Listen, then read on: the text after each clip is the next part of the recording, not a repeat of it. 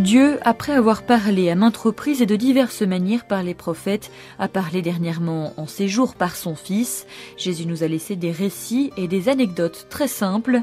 Tous pouvaient les comprendre, des pêcheurs de Galilée aux scribes de Jérusalem. Ses disciples nous ont transmis dans l'Évangile le témoignage de sa vie.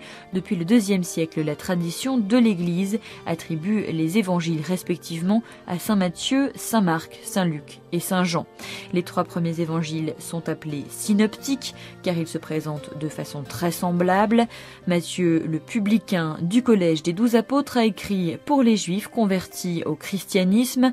Son œuvre, écrite sans doute en araméen, a été par la suite traduite en grec.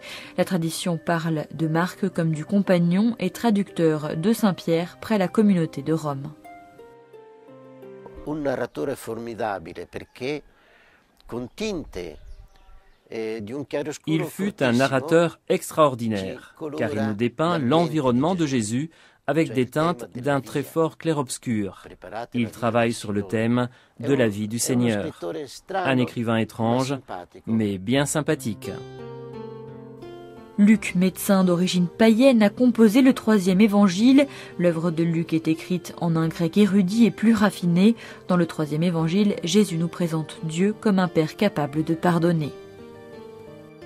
L'évangile de Jean est certainement le plus historique et le plus théologique. Toutes les données archéologiques mentionnées dans l'évangile de Jean se sont révélées exactes. La doctrine de Jésus prend forme dans les autres livres du Nouveau Testament, les lettres de saint Paul et d'autres auteurs sacrés et l'Apocalypse.